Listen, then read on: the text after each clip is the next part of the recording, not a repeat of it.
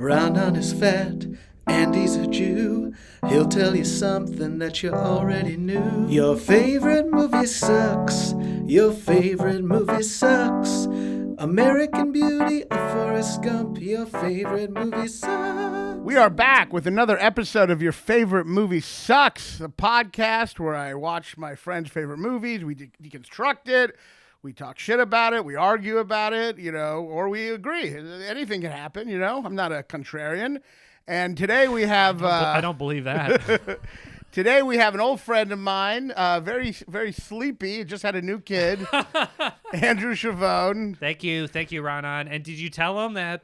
Are you going to tell him that we see the same? Same what? Birth doctor? What are those called? Oh, right. Yeah, that's right. We saw each other in the... So you see Dr. What's her name? Lasala. Yeah. Yeah, she has open-toed shoes a lot. I find that very... I know, not the best feet. I know. I don't think doctors should have open-toed shoes. I just look at her sandals and I'm like...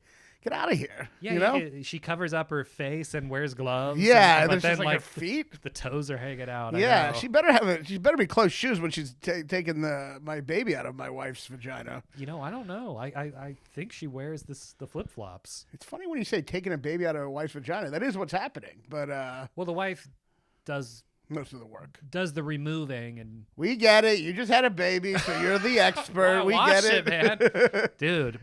Nothing can prepare you for the gore and the. Yeah. It looks like a sci-fi alien. Is it like Texas Chainsaw? Is it like which we're talking about today? Texas Chainsaw Massacre. Well, I think Texas Chainsaw is more realistic than what the birth is. Really, the birth feels more surreal. It feels like a sci-fi like alien. Feels like Alien, yeah. Well, I mean, I guess yeah. Well, no, I already feel that. Like I'll be with my wife on the couch and the baby will be kicking.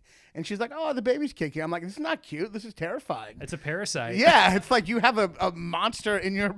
if you got a bug in your ear, you'd freak out. But if it's a baby in your stomach, suddenly you're fine, know? And it looks like you? Yeah. Isn't it unsettling? It's so creepy. You really got to not think about it. But when you see it happen and you see the color that you've never seen before, like the... Color of what? The umbilical cord is like glowing. It's glowing? In my head it was. Oh, Jesus. Is that how much you loved your baby, that even the umbilical cord was glowing, That maybe, yeah. It was like a light shining down from the heavens, but the cord is one color, and then there's a cord around the cord that's like purple. Oh my god, that's so crazy, yeah. Dude. I can't wait for you to see it. Should I wear sunglasses? I mean, how glowing is it? You should just close your eyes. Like nuclear way? Like, should I not look at it, or you have to look at it because it's a one in a lifetime kind of view. How do you fuck your wife after that? I guess you don't. I guess that works out. Well, they say you can't. You can't have sex, and it takes that long to kind of like... The open-toed woman looked at me and said, I can't do that now. For like, what, 6 weeks or... No, 2 years or it's supposed to be 6 weeks, but that's like debatable on how the wife's feeling, and my wife's still. You're like, that's fine. I kind of got turned off by her a little in that whole experience, so I might need a couple weeks to recharge anyway. Yeah, especially when you see the after result of what sex leads to. I know it really does seem like a punishment. It does. Yeah, you could see why. Adam and Eve. Yeah, life is a horror movie. Life is because it's like sex. Seems like a fun thing, and then it leads to Well, sex is like a romance movie. Yeah. It's like a drama. It's fun. And, and then you're jealous. But the pregnancy is definitely a horror movie. Yeah. You see, I mean, it looks like a Cronenberg film if you really. Right. I love how we're talking about all these directors are just trying to create life, and we're like it looks like that. It looks like life, and he's just showing. It looks like the oldest entertainment in the world history. But today we're here to talk about Texas Chainsaw Massacre, which is your favorite. Is this your favorite movie? So yes, because my favorite genre is horror. Yes. And this is the scariest horror movie I've ever seen in my life, and it's still to this day. Yes, it is. It is one of those movies where it's like, when they do the 100 list, it's either Exorcist or Texas Chainsaw. You think so? Because I feel like it gets overlooked all the time. I've seen it won a couple times. It's definitely top 10. I've seen it won on the more like horror film aficionado lists. I think it's typically number one. If that's the case, but usually it's like the standard crap at like Halloween, Nightmare on Elm Street. They're still very good movies. Well, a couple of them are very good movies. They're good, but are they as scary as this? I don't think so. No. This When I first saw this movie, I saw this movie not too long ago, about a year and a half ago, and I turned it off after 20 minutes, and then I had to like eventually watch it, which is weird. Is I didn't turn it off in like such a disturbing part. I just felt so gross. That's what it does. I felt so gross, and it was a part in the van with the guy, and it was just when he's showing them the pictures of the cows that he cut open, and I'm like, this is so. You just need a shower. I just turned it off, and really, it's just like the heat. I've never felt the heat more in a movie.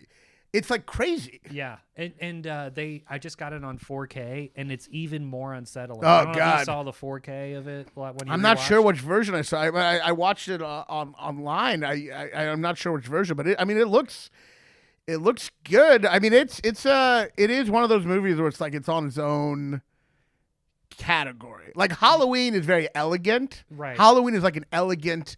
It's creepy, but it's also like elegant. This is not elegant. Halloween is very like Hollywood, in my opinion. Like it's this movie, but done really well with very crisp, and you can tell it's a movie. Halloween, you can tell it's a movie. This feels like a real home footage that involves real people dying. Yeah, it's very gritty, and yet at the same time, it's also very artistic. Like it is. Yeah, there is absolutely.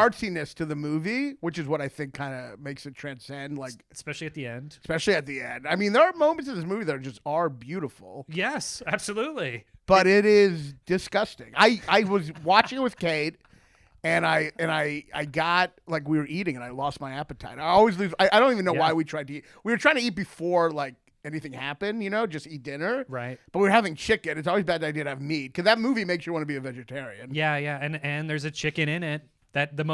One of the most unsettling scenes at the beginning is that giant chicken in the small cage. Oh God, yeah. Don't you feel bad for that chicken? What is it doing? So yeah, let's just go through the movie because it's so. I want to talk about every moment because it's such a bizarre movie, a visceral movie that makes you feel feelings that you don't like feel all the time in movies. Yes. Like it kind of cuts. It's not always good feelings, but it makes you feel something like repulsion in a way that no other movie makes you feel. Yeah, and I loved horror movies growing up. I was a dweeb, was bullied. Yeah, but yeah. I love horror movies because All right, they this make isn't you Mark feel- Maron. Let's not get too fucking personal. You know what I mean? Well, I Let's just not wanted get to too get weepy. to it. Oh, I got bullied. I'm just No, joking. no. I'm joking. What? I got Thanks. molested, so now I watch horror movies. It's a movie podcast. We're not trying to get all personal. No, what I'm saying is, joking. like- I'm joking. Nerds and dweebs are like, I like fantasy to escape Yeah. and stuff. I like horror movie because it makes you feel better about the life that you're in, right? Horror movie Like, is escapism still. It's still escapism. it's escapism, but in kind of like there's always a bright side to life. Yeah, because yeah. it could be worse. You Yes. could be hanging from a meat hook and it's Right. somebody's weird But garage. also at the same time, it's like those are the problems in your life are probably not going to be those problems. So in that sense, it's escapism, Absolutely, right? Like, but that's good. If your problems were you hanging on a meat hook, this movie would be like, oh man, that's it'd be just mundane. mundane and boring. Yeah, But it is like I do think all horror movies to some degree, even when they're terrifying, like the problems in your life are like you're late on your taxes. You know what I mean? Like a horror movie course. escapes you from that pressure. You know? well, and in my life now, having a kid and financial anxiety, at least I'm not, finding a woman in the freezer who's alive. Right. It's that. Jesus Christ. It really puts things into perspective in a good way. Yeah, this movie, I think it was Wes Craven who said this, but he said when you watch a horror movie, you want to feel like the director is kind of insane. Yeah. And this movie definitely feels like you don't want to feel like you're in safe hands. Exactly, and that's why Night of the Living Dead is good too, because it's so it's the same kind of feeling. Yeah, well, we're talking about the difference between and this I've seen horror film critics or talk about it, the difference between prestige horror and like low budget gritty gross horror. And I think a big fork in the road between the two types started with Rosemary's Baby and Night of the Living Dead came out the same year. Oh, really? Yeah, and so Rosemary's They Baby. look so different. I know. Well, Rosemary's Baby is this prestigious movie with great actors and big cast, and Night of the Living Dead looks like a fucking B-roll black and white like It looks like it was made 20 years before Rosemary. yeah, exactly. It looks so, but it's very gritty, and I think horror fans Like a lot of horror fans like the Night of the Living Dead option more. They like the gritty. They don't like the prestige, you know? Right. Personally, I think Rosemary's Baby is one of the greatest movies ever. Of course. But and I think a lot of the gritty horror movies have very bad acting, which is the kind of trade-off, you know? Like, they're scarier, but the acting's worse, you know? But you get more immersed in the bad acting because Yeah. you never see those people again because they're bad actors. Yeah, that's right. It's like they really died in the movie. It feels real, yeah, because like Rosemary's Baby, you're like, Mia Farrow being Right. something else, you know what I mean? Yeah. Yeah, that Right. fat guy in the wheelchair in Texas Chainsaw ain't in any other movies. By the way, watch it again. I want to go from the beginning, Okay, but I so just want to start. We got to start. All right, let's just start from the beginning. Okay. Okay, go ahead. Sorry. And I'm just too excited about this no, movie. no, let's start from the beginning. So the movie opens just disgusting. Like right away, you're like, the tone is set right away. It's flashes of like corpses, and you're not sure exactly what you're seeing. Is that before the monologue? Oh, I'm sorry. monologue The is scroll. Yeah, we got it. I'm sorry. The fucking, I can't believe I forgot that part. Because I don't know if my version was different than your version. No, so, you're right. You're yeah. right. So it begins with the scroll of essentially like, it's not found footage, but it has like that vibe, you know? It says this actually happened. Yes. and that was when I first heard about this movie. I thought it was an actual event. Did you? Really? Like the Texas Chainsaw Massacre sounds like an event that I guess people. that I mean, actually happened. well, I saw it like a year and a half ago. So when did you see it? I think at that point I gathered Leatherface was not real. You know. No, but like at school and when you hear people talk about it, they're like, "Oh, the Texas Chainsaw Massacre was horrific." You're like, "Whoa, well, what was that?" Yeah. You think it's a real for sure. thing. Yeah, it's definitely it's the greatest title ever, Texas Chainsaw Massacre. It's pretty incredible. It gets and by the way, that's false advertising too, because we'll get into it. But the first 3 deaths are with a hammer. Right. There's only one death with a chainsaw. Yeah, the wheelchair guy. The wheelchair guy. Yeah, you're right. Most of the deaths are not. Yeah, you're right. But the chainsaw's used quite a bit.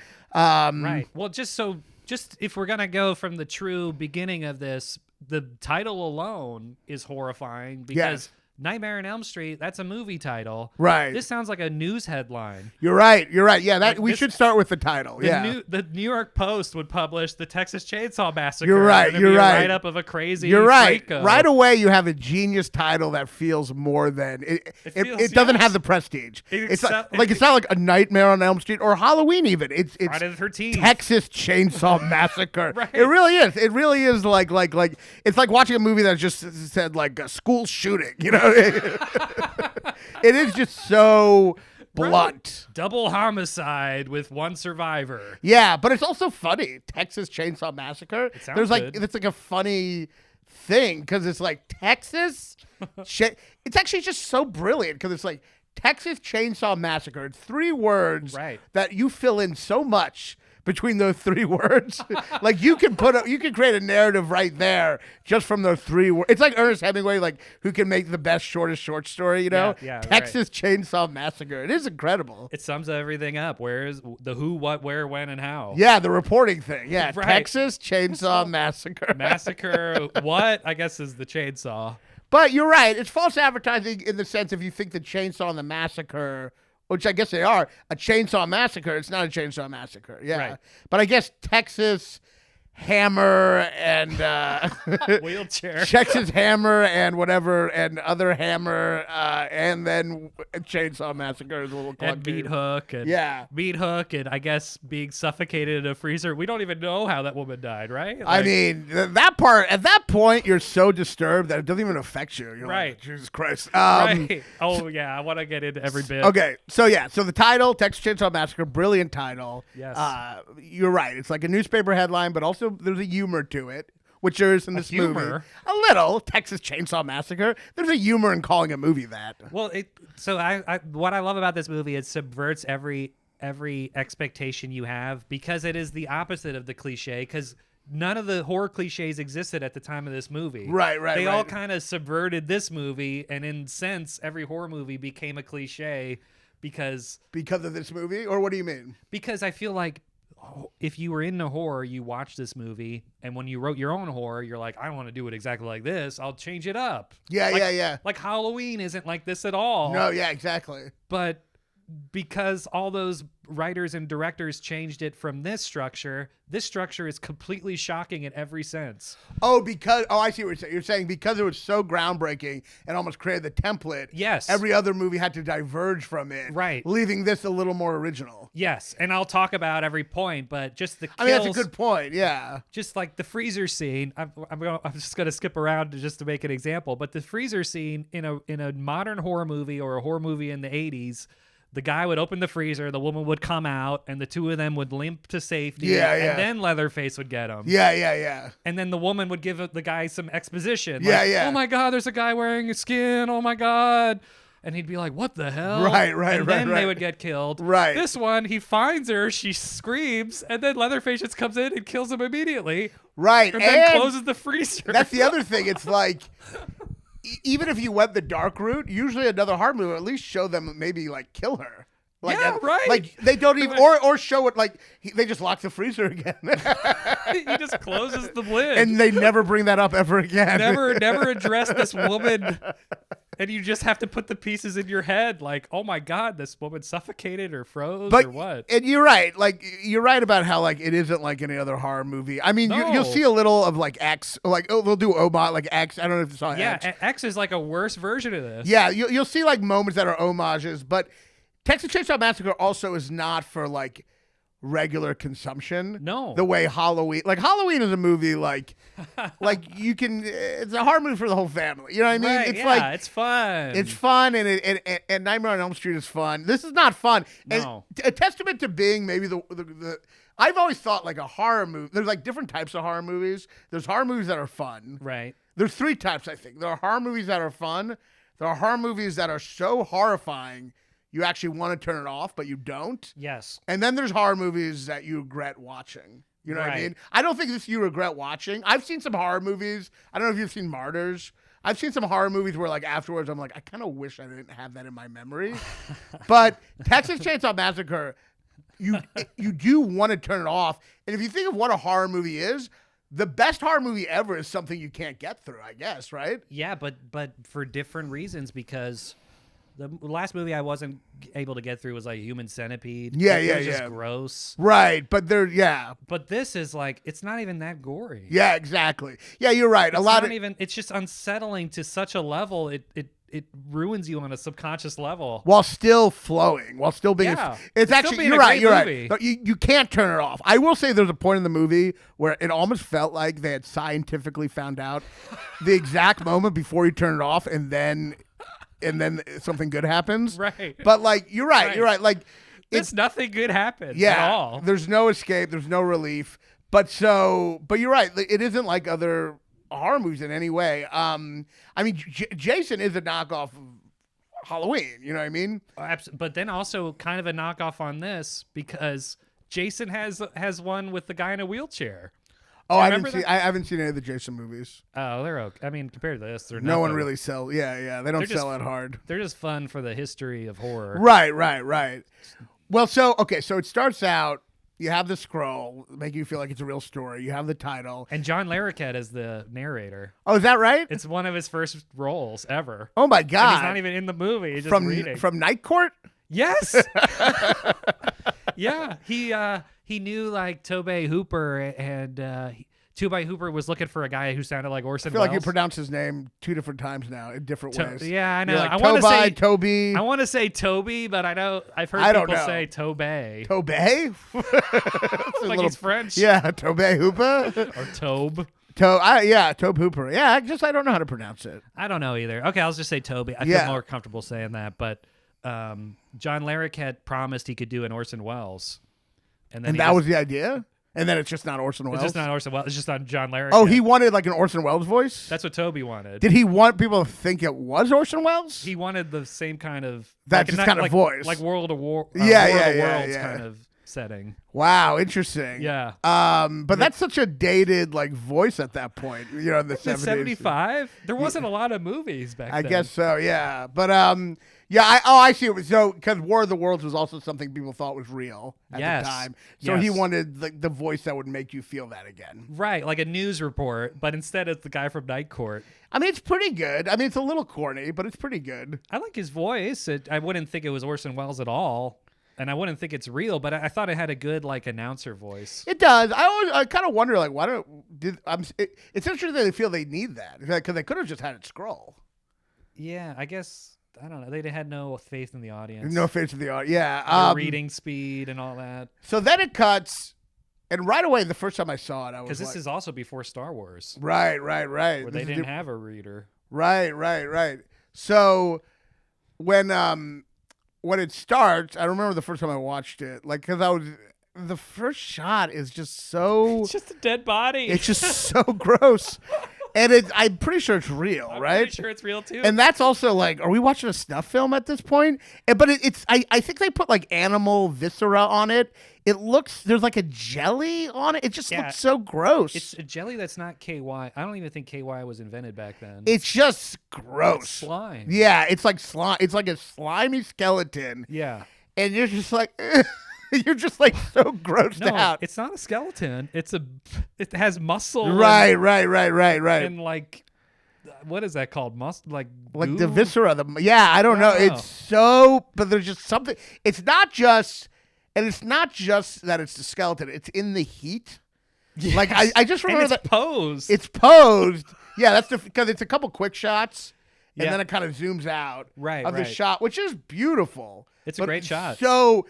The heat, you just feel sweaty. It feels like smelly too. You smell it. Right. It's like the only horror movie. I think it's the one movie that's actually like gotten as close to smell as possible. Yeah. It is a weird feeling. Like this movie does something that no other movie does, which is like create a visceral reaction that like because I remember I was watching it again. I remember thinking about it. The heat, it's like orange. It's like such a hot day. It's like fucking orange. Right. You see but then you see the smoke coming out, and then you see this body posed with another body. Right. And it's so disgusting on like 5 levels. Yeah, I know. And that's the first thing you see when the movie's called Texas Chainsaw Massacre. So then your mind is racing like, wait, was this chainsawed? Like, what is going on? What are we looking at and here? It looks like an art installation. Yeah. And it's like a body holding another body, right?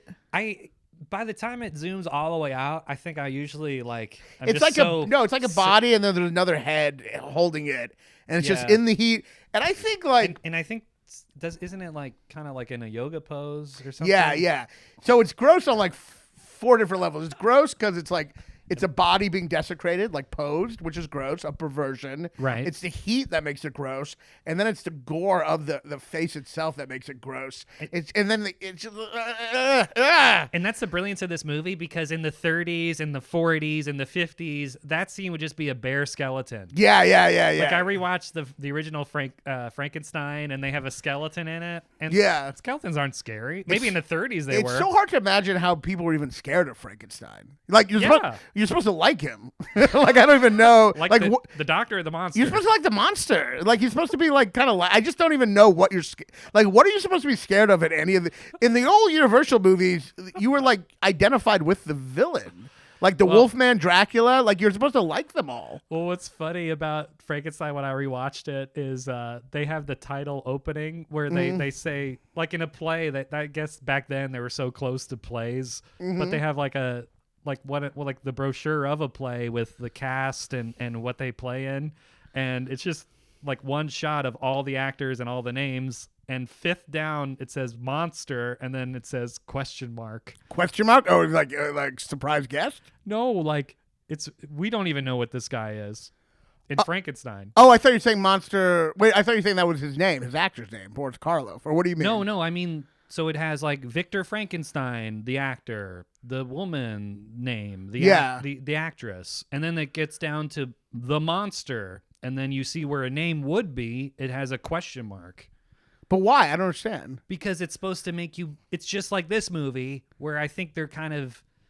in almost a creative way saying, we think this guy's real. We think this is a real monster. So you don't want to put the actor's name there. Because it takes you out of the world. I see. So back then, if you saw a question mark and then you saw a dead body come into life, I think in your head you would think this is really happening. I see. Yeah. Which I think might explain why it's so scary. I don't know. Yeah. I mean, back then, I mean. Yeah. No. Yeah. Maybe. Yeah. I mean, but also back then, people. I mean, there was that famous the train coming, the Lumiere brothers footage, and people like ran out of the theater. So people were. I think actually just projecting anything was scary back then. I think so too. And I've also read about this movie, the dead body scene. People walked out of the theater right away, right? Just at the dead body scene. Yeah. No, I mean it's nothing is happening. But it also kind of. It's like an overture where it presents everything in the movie in one shot because you have it really does. You have the whole movie that's expressed in that one shot. The heat, the desecration, and the repulsion is all there. You know. On the rewatch, just this time before I came on the podcast, while I'm staring at the dead body in 4K, I've never thought this before. I'd never read it, but I'm like, maybe that's the body Leatherface took the first face from. The face that he's wearing, his first face. Yeah.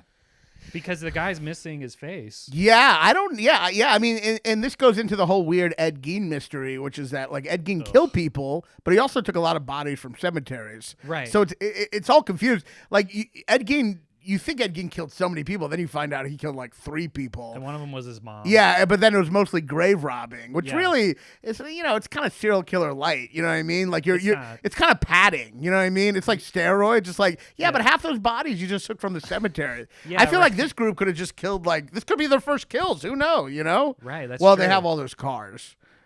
I'm assuming and the guy finds a tooth, but I guess that could have been a dead body too. Yeah. But the cars are probably all dead people. And their whole plan is kind of like they practice this. Well, that's so okay. So right. So you all right. So you have the skeletons. Disgusting. You're already. That's the first shot. Yeah. And your appetite's already lost. You know what I mean? No, I was serious. I was eating chicken. I don't know what I was thinking. We had finished that part, and then we're like, we can eat chicken for that. But I almost threw up. It was disgusting. So I don't even know what I was thinking. Imagine eating. I know. Good thing you weren't eating beef ribs. That would be even worse. I find chicken more disgusting just because I think of that chicken in the cage. You know what I mean? I don't know. I heard Guillermo del Toro say that he was a vegetarian for a little while after watching Texas Chainsaw Massacre. Oh, really? It makes you want to not eat meat. It's just so disgusting. Because I saw another interview with him where he's like, Frankenstein is the scariest movie. You think that is the scariest movie? And you've seen this? He's a little kid in Mexico. Who knows? But so then you have them all in the fucking van, and you're introduced to all the characters, and the acting is actually I was thinking about it. The acting is not bad. No, the acting is fairly natural, but it gets to Franklin, which is the most irritating character of all time. Do you feel that way? Yeah, everyone feels that way, right? Everyone feels that way, and what's even funny is the cast hated him too. Yeah, well, apparently he was always in character, so it was a character annoying. That was annoying, and then he did it off the set too. It's the whole point is you're annoying, and I think maybe Joe Hooper wanted it that way to have, because I think one of the things that makes this movie effective, it's not a snuff film, but it has elements that make you feel the realness of it. Yes, and one of those things is that you can tell they're sweating in the heat. Yes, so the frustration of the filming transfers over from their soul to yours through the movie. The movie captures their soul and transfers it to you because all the grossness of it and what they're feeling. But talk about visceral. Him being annoying, yes, is so. It's one of the hardest things about this movie. It is so annoying. He's fat, right? He's in a wheelchair, and already it's like Tobe Hooper's trying to manipulate our very deep evolutionary instinct to kill handicapped people. He's trying to manipulate that to come up, you know? Well, it's just a brilliant thing. The first movie like this, and they have a handicapped character. And he is awful. I know. He's kind of a bad actor. I guess it's effective. I believe it. I believe whatever he is. No, he's effective, but I don't want to go ahead too much, but the part where he's in the house and they're all upstairs and he's mocking them and then just doing raspberries. You know that part? Of course. It yeah. is the most disgusting. It's just like, die! But like on the rewatch, I'm like, they're flaunting their capableness in front of them. I know, they're running up the stairs. They're going swimming. But he's just like, it's so gross. It's so gross. And then he keeps on being so annoying. And I realized, it took me a while to realize, like, obviously this was the whole point, right? Like you're supposed to have a mix. I don't think it was. I think honestly. it was. I don't think so. There's no way you can make him that annoying and not have that be the point. I think the point is for you to have mixed feelings when he gets killed. I think and part of you wants it, kind of. Maybe that is true too, but maybe he serves as a way that you don't feel bad about the first couple kills because they're kind of like running and swimming, right? Not caring about him. He just pissed at a coffee can, like isn't it his house too? Yeah, it's his house. Yeah, in the scheme of the script, it's like his house, so they're like just used him for his house and are running to it. Right, but he's just like, I don't know. I've heard Tobe Hooper. I think I was reading something where he was saying like, definitely. Like there wanted to be an inescapability, like you can't escape anything, and him being annoying is its own oppressiveness. Like him being annoying is kind of like the heat, you know what I mean? That's true, yeah. It's visceral and unsettling. It gets so annoying, and up to the very end when he's like, when they're going to look for them, and he's like, "Don't leave me, come on!" And it's like you just want to kill him. You just want to kill him and he makes for her, slowing down the herd. Yeah, all right, I won't get too ahead of myself. But another point of him was crap. I lost my train of thought. He was annoying and pissing a coffee can. Was it his idea to pick up that hitchhiker? I can't remember now. He like talked to the hitchhiker like they were buddies or like excited or I something. I can't remember now. I'm trying to think. I don't know if it's him or it's one of the girls who offers to pick it up. But all right, so before we get to that, so they're driving to the cemetery. Now, there's a couple things there's an astronomy part, which is interesting. They kind of have that part where they talk about astronomy. Astrology. Astrology. And I think it's to cement that they're hippies. Is that what's the idea? Yeah, because it's almost like a hippie subversion in a way. Like they do everything hippies do. Right. Back then, it was like you picked up a hitchhiker. Right. You had a neighbor. You knocked on their door and went to their house. Like I read that's what people did back then. So it's just like a hippy dippy thing, kind of. Yeah, and then like it's showing you, hey, maybe you shouldn't do this. Well, it's also, it's like that hippie inviting openness. Yes, exactly. Which is like, once you see this, you're like, no, lock our doors forever, you know? Exactly. And the hippie mantra, don't trust anyone over 30. Oh, that's the hippie mantra? Yeah, like, don't trust anyone over 30, man. Oh, I didn't know that. And everyone over 30 is a twisted adult. Right. No, it's a good point. I do wonder also if it's about meaning, too. Like, the astrology is just kind of making sense of the world, and then the whole movie is just complete chaos and meaninglessness. It could be that, So I too. wonder if that's connected. But it's an interesting part. The characters are natural and yet not developed. And yet, I do remember thinking the first time I watched it, if they were developed where you like them, it might be too much to watch what happens to them. Like this is like, if you actually like really identified with them, I think it would be too much. But you don't know anything about them. You know more about the hitchhiker than them. Right, but I think of what they go through, it's like, if you actually like identified with them, I don't think you'd make it through the movie. I don't think, and I agree with you, but it would be too long of a movie if you had to, and it would be too cliched, and it wouldn't be as scary. Because that's every movie. You have to get to know the person and blah blah. Right. Blah. I guess it's a documentary feel. Like yes, like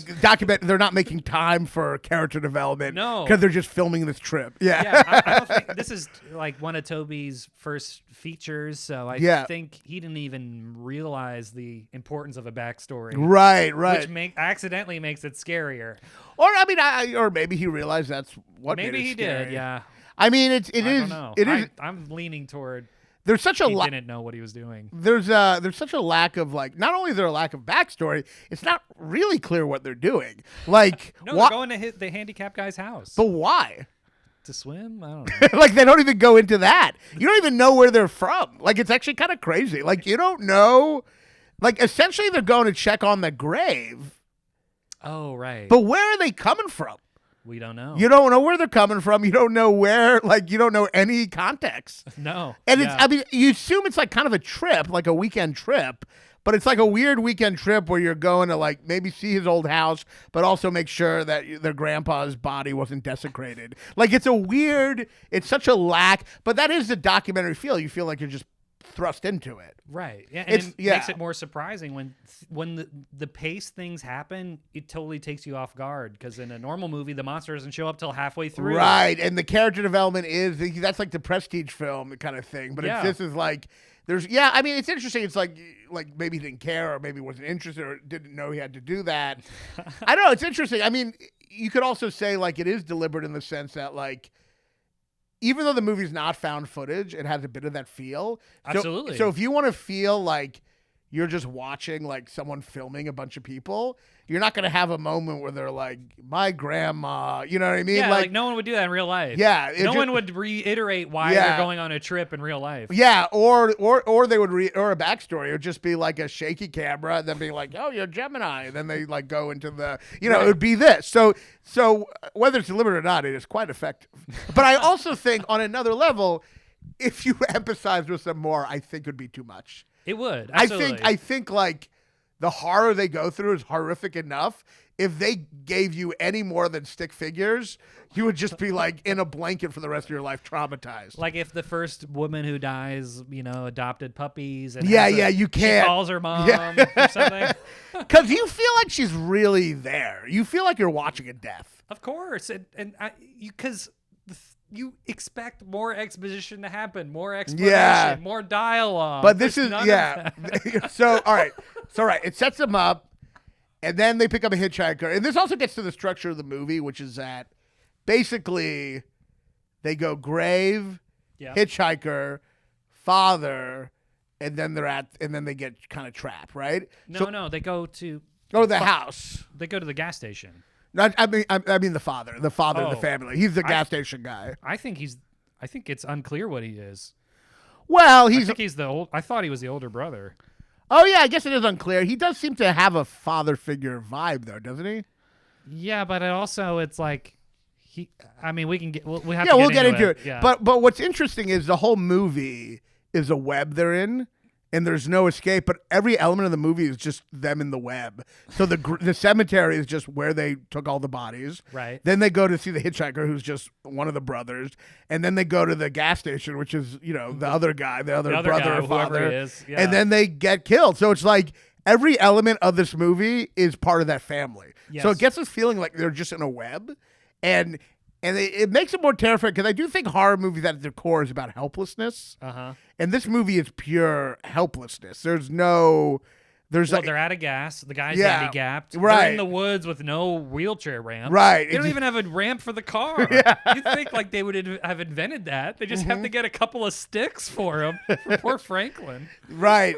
So they pick up the hitchhiker. This is where I turned it off the first time. The guy who looks like James Franco. His acting is bizarre. It's very over the top. Yeah, well, I read about it. There's this guy who used to host Monster Vision, Joe Bob Briggs, and he wrote about this movie, and he said that guy on his audition mimicked his brother who has schizophrenia. Oh, interesting. So he's playing a schizophrenic in a really authentic way because he actually knows a schizophrenic. Oh my God. Yeah, no, I mean, it is effective. And this is the part where I turned it off the first time. He is so excited to show them the pictures of the cows he killed. I just felt so revolted. It's like you're in the van with him. He's got some disgusting purse made out of like cowhide or something. Cowhide? It's like a roadkill. It's roadkill? It looks like a thing. You see the thing's claws. Oh, that's the other thing we forgot to mention.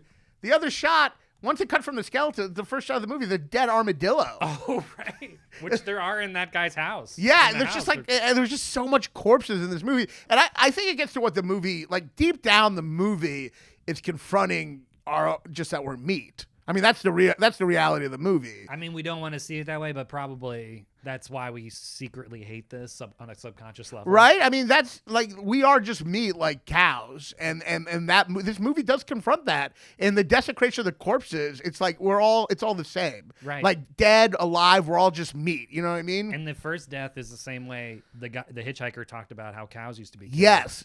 So, no, it is the idea of, I mean, it's obviously it's the idea that people are being slaughtered like animals, but it's more than that. To me, it's like, we're no different than meat, and you're kind of confronting that reality in the movie. And you also empathize with cows now, because now there's things that can eat you. Yeah, exactly. A creepy family from the hillbilly world. It really, I mean, the other thing we forgot to say, because everything is the news of all the horrible things happening in the beginning, which is like Naked Gun level hilarious, because it keeps on going, and then it's just like, man's head cut off, you know. Wow, this again. But that is setting up the whole point, which is that, like, we should be most afraid of ourselves. And what I like too in the news is it sometimes incorporates other facts. Like when she's in the house and the radio's on, it goes, the barometer is saying it's this pressure. Anyways, and then a dead body was found missing a foot. It's amazing. Well, there's also humor in that. The fact that it's still going.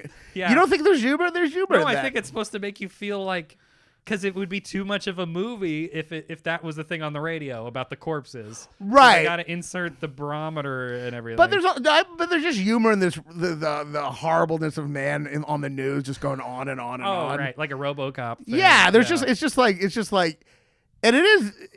We also forget, I think, often that we should be the most afraid of ourselves. Absolutely. Like, to me, the biggest example of this is that we're afraid of sharks. Like. The fact that we're afraid of sharks is so silly. Like, we are more afraid of going in the ocean than we are when we should be just afraid of walking down the street. We should be afraid of going to the gas station. Yeah, exactly. More people get bit a year by other people than sharks, you know? Like, it's the illusion that we're not the thing we should be most afraid of, you know? And back then, hippies had no fear of other people. Hippies had no fear of other people. It's just love of everyone. Yeah. The Once Upon a Time in Hollywood. Right. He picked up hitchhikers all the time. Right. But man is our biggest threat. It Absolutely. is like, and we are, and that's another inescapability of this movie, that this isn't like a demonic spirit. This is not a supernatural movie. No, there's no ghosts. Yeah. You want there to be. I Right. would love for it to be a ghost movie. No, it's just purely the evil of man. There's no magic. Yeah. Like, even X feels like there was magic. Yeah, no, it is purely the evil of man. It is like, and it's how man treat other men like you know, cattle. Yeah.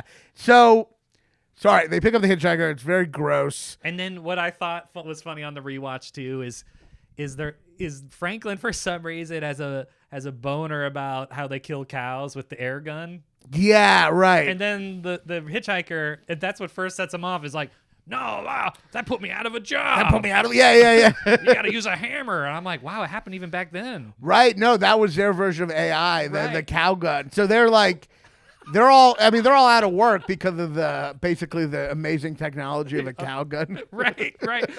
Well, we don't need you anymore, buddy. Sorry. Well, you definitely get the sense. That was the Amazon layoff of the time. You definitely get the sense as it goes further that these families out of work and they've had way too much time on their hands, and that's led to this descent into insanity, you know? Right, and it maybe because of the air gun invention. The cow gun thing. Yeah. So now they're out of work. They can't afford food, so now they have to dig up dead bodies and eat people. Yeah, exactly. So the hitchhiker, he cuts him.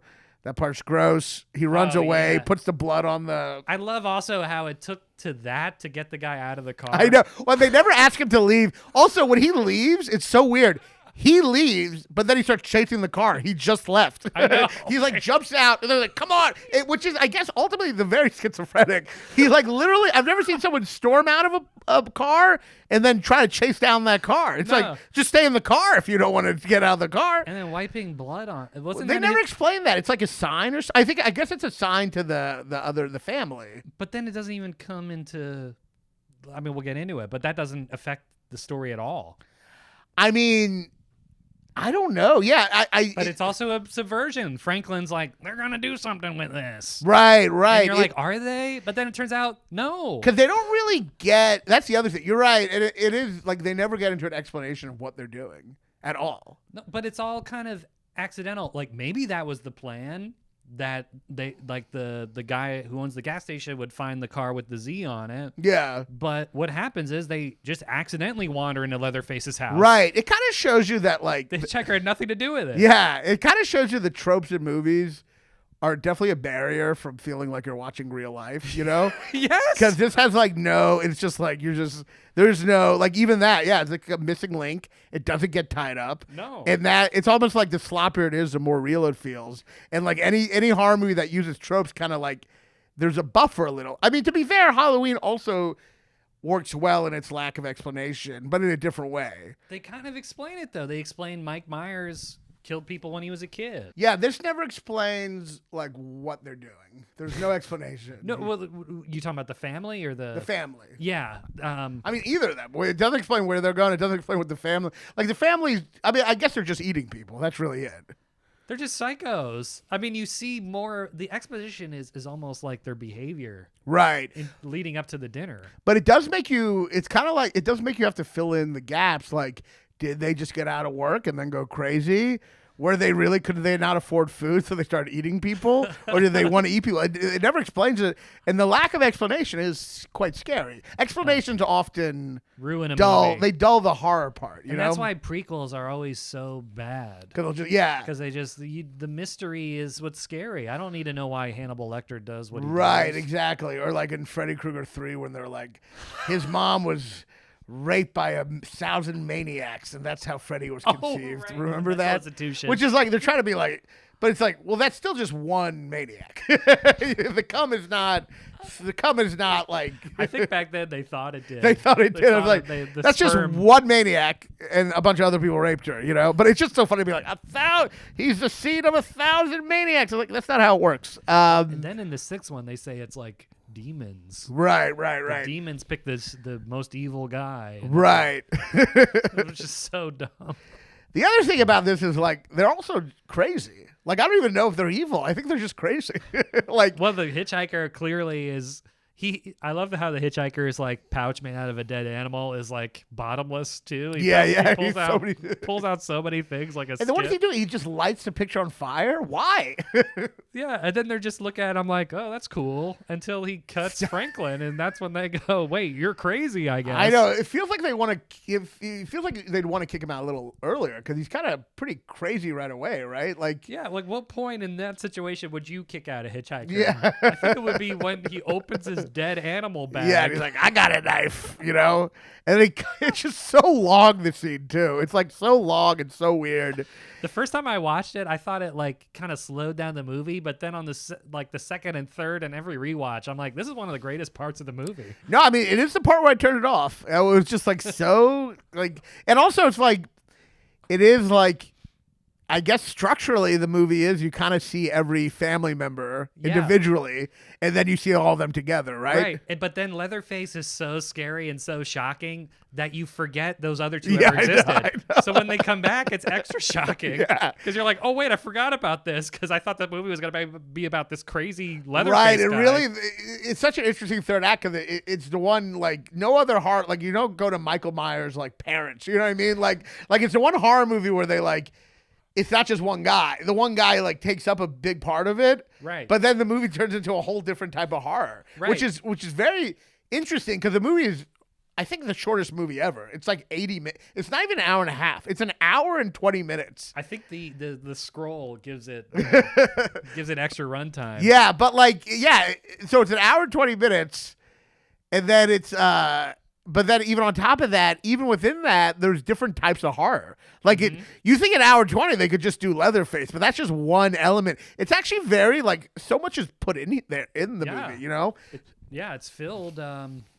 It's like there's no meat on the bone. Yeah, you know? exactly. There's no meat on the human bone. So then they go to the gas station. It's out of gas. Or fat, I mean. There's no fat, yeah. They go to the gas station, and this is weird, too, because I don't even know if there's been this trope before, the guy at the gas station who's like, I want to go there, that guy.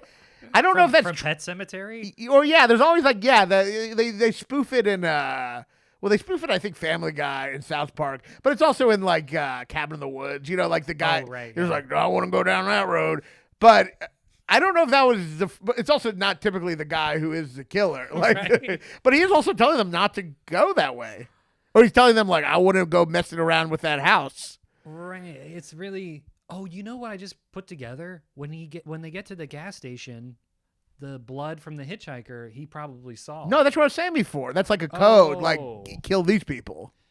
Okay, I got it. But also they still wander into Leatherface's house without the gas station. Yeah, and also it's a question of like what. But maybe that made the gas station guy tell them that. But also, what's the point of the code? Aren't they just killing anyone who comes by? I don't like, know. why do they have to be like select these dudes? There's no reason, especially when a schizophrenic guy who makes no sense is selecting the people. Yeah, I guess I wonder what people have talked about with that weird sign thing. Yeah. And what's so funny is like the first time you watch it, it's so horrifying and disturbing. The second time you watch it, it's so confusing and still surprising because when he invites them in for the barbecue. Oh, yeah. In my head, I'm like, oh, yeah, this is where the first Leatherface kill happens. But right, no, they just eat and then they leave. But those are humans. Those are human beings, it's right? It's implied. I don't know if it's directly because I assume they are, which is extra disgusting because you see one sticking out of that fat dude's mouth for like the next 20 minutes. He has like this sausage in his fucking mouth. It's so gross. He's just like, it's so gross. I mean, yeah, it is. Maybe the blood thing, too. Maybe that goes back to the astrology thing where it's like you think it's a sign, but it's not.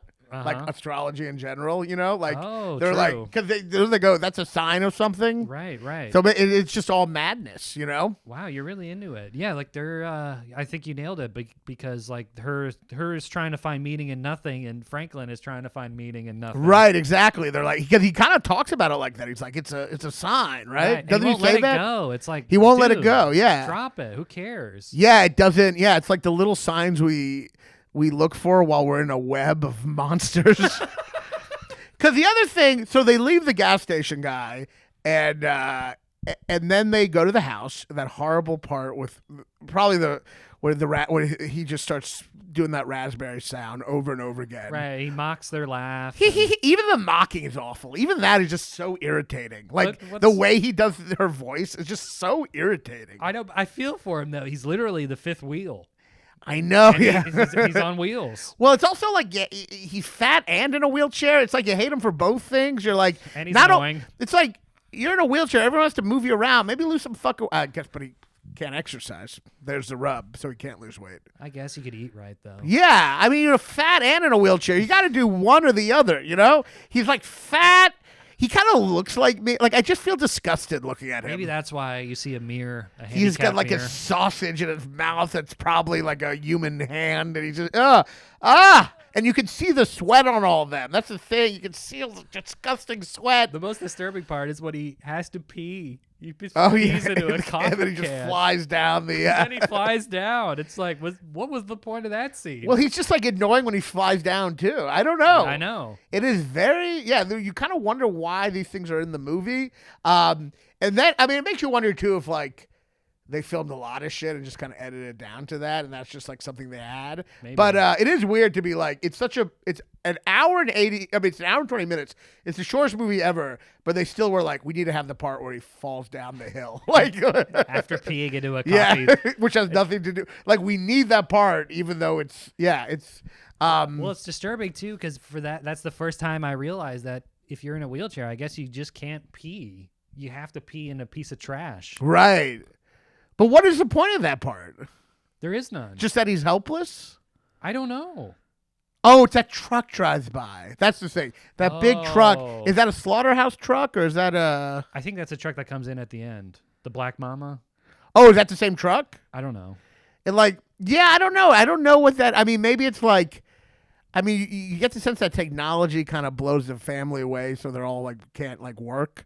But I don't know why that's affected. Yeah, I don't know the metaphor there. Well, back then that wasn't even an economic issue. I guess that was like the first job to go back then. Yeah. Was the slaughterhouse people. Yeah. That was the first technological replacement. So then they go to the house. They're at the house, and then we get to the first kill, which is probably one of the greatest kills of all time. Absolutely. Minute 35. I clocked it on minute my, 35, on my rewatch. and the movie is such a subversion of just this idea of setup, because you think they're gonna set something up, and the randomness of it Yes. feels like you're watching just the chaos of existence. It just feels so. It just feels like you're in a godless world where just like anything can happen at any moment. There's just like no setup at all. It's very bizarre. In your imagination flies because you just see this image of a monster. You don't know what he is. You don't even know what's going on. You don't know what's going on, and he's wearing a tie. Yeah, he's wearing a tie. Why? And you don't really know what you Why don't is know. he dressed up? You don't know what the mask is. You can't really process it at that point. Yeah, you think in your head you could be a Frankenstein. Maybe it's a monster. You don't know it's a person. And there's no setup. There's no music. There's no anything. I mean, there's no like dun dun dun. It just comes out of nowhere, hits him on the head so abruptly. You see him shaking, and then he that has a seizure. and then that door shuts, and you just feel like you've been hit over the head. It's crazy. It's such a brilliant thing because when he's walking in the house, first of all, you're just like, why are you walking in this house? But then you're like, oh, it's Franklin's neighbor. Yeah. Like friendly neighbors. And he finds a tooth and he's like, hey, look at this. He's like making a joke over this tooth. Right. It's so bizarre. And I think what makes it even feel more helpless is what you said before. They walk into it. In your head, you're like, oh, does he come and kill them? No. They just walk into it. So it's just like they're not guided to the house in any way. I mean, it really feels like just going into like a lion's den accidentally. Like it's just like so bizarre. And that what makes it is even scarier because this could happen to you. You could walk into the wrong house. Right. Not that we do, but maybe you could walk into a business where there's a leather face or I don't know. It is so weird because it's like a bathroom. You get this. They pick up the hitchhiker. Yeah. They choose to pick him up. Yes. They talk to the guy, the father, the brother. So you know they're hatching some kind of plan, maybe. But then he just walks into their house. Exactly. That's what I mean. It's like it's a subversion. Yeah. And nothing leads to anything. And he jumps out, but it's just so shocking that hit. It's just cut in such a brutal way. It's edited so like bluntly. And the sound is just like, yeah. Like it's not even like a comically. It's not a sound effect that you would hear. It just feels real. Well, you know what? Real. It's filmed understated, I guess. That's the thing. It's filmed without much emphasis. It's just kind of filmed in a very matter-of-fact way. I know. That's what's so scary. Right. And then when the door closes, like Leatherface kind of looks, and then he closes, and you see the door is steel. Yeah, it's so bizarre. But it is filming something horrific. Like it's filming anything. Yeah. And that gets to the core of the indifference of the universe, which I do think this movie kind of deals with. I hope so. I hope that's what they intended. Well, when you watch a horror movie, when there's like a big score and stuff, it's almost like the movie realizing how horrible this is. Mm-hmm. But here you feel like you're just saying like to the universe, it all is equal. There's no stings. There's no musical stings. Yeah, and whether he came in to get a chocolate milk and he got chocolate milk or he gets eaten by this guy, it's all kind of like the same thing to the universe. So the movie's kind of like captures that indifference. It just films it like this is just what happened. Right. And there's no setup, there's no music, there's none of the tropes that you would feel comforted by. Right. Like there's like in every scary movie, it's got to be a rule. You got to have the ominous music. Right. Walk into a house. No. And I remember hearing someone talk about how when Psycho came out, Psycho kind of added a little of this feeling of indifference because even though the score when she's getting stabbed, usually before that the score for horror movies was kind of the score telling you to get out, like get out of the room, like it was very like intense and get out. But the score for Psycho just literally feels like a stabbing sound. Yeah. So right Genius. then you felt the indifference, like the movie wasn't offering comfort. The movie was just indifferently showing that, and this goes even further by having no score. No. And you're just watching it. It takes away all the barriers in art that kind of tone things down, and just makes you feel like you're watching real life. And in Psycho, he stabs multiple times, almost where it's like over the top, and the shock wears off by the time he's done. This is like clunk. The guy falls. He has a seizure. Door closes. That's it. That's it. Yeah. It's genius. I mean, it's one of those things where it's like, and it's terrifying. It's one of the things where it's like, how did he like?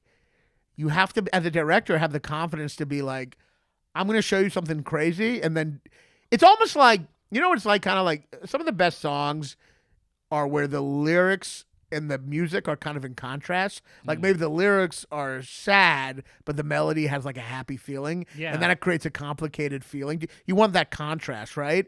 And that scene, what you have is a contrast between the insanity of what you're watching and the understated of the filming. And the So matter-of-factness. The matter-of-factness, yeah. Yeah. So, like, because, like, another director's instinct would be like, I should make this a big deal. And he shows you the craziest thing and films it the most matter-of-factly. And that contrast is just like, you feel like you shouldn't be watching it. Well, it doesn't feel like a movie. It feels like the director just accidentally left his camera in a Yeah, house. yes. And his actor wandered in and got Yes. clunked on the head. And it's removing the barriers, the genre conventions that make you feel comforted. And then this leads to, well, one shot that's actually just incredibly gorgeous, which is a shot of her under the swing where it follows her. Yeah. And you see her bare back, which comes into play. Yep. And that's just an incredible shot. I didn't even put that together. They show the bare back. But that is not a matter-of-fact shot. That is like a gorgeous shot. Now it feels like a movie. Now it feels like Yeah. a movie. It's a gorgeous shot. But what's interesting is it's only that shot that's really gorgeous of her just going in. Yeah. It's so it's matter-of-fact killing. No, like, what do you call it? No artistry to it. Then a gorgeous shot where the camera glides under the swing, showing her walking up to the house. Beautiful shot. Then she goes in.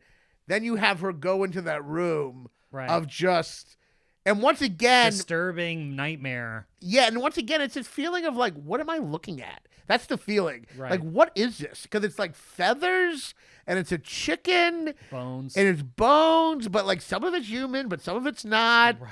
And you're just like, what am I looking at? And she's looking at it for a while. She's like in that room for a really long time. And it's a lot of quick cuts, you know? Yeah. And then you have the shot of him killing her, which is once again done so matter-of-factly. And so quick. So quick. And that part feels as close as you get to a snuff film.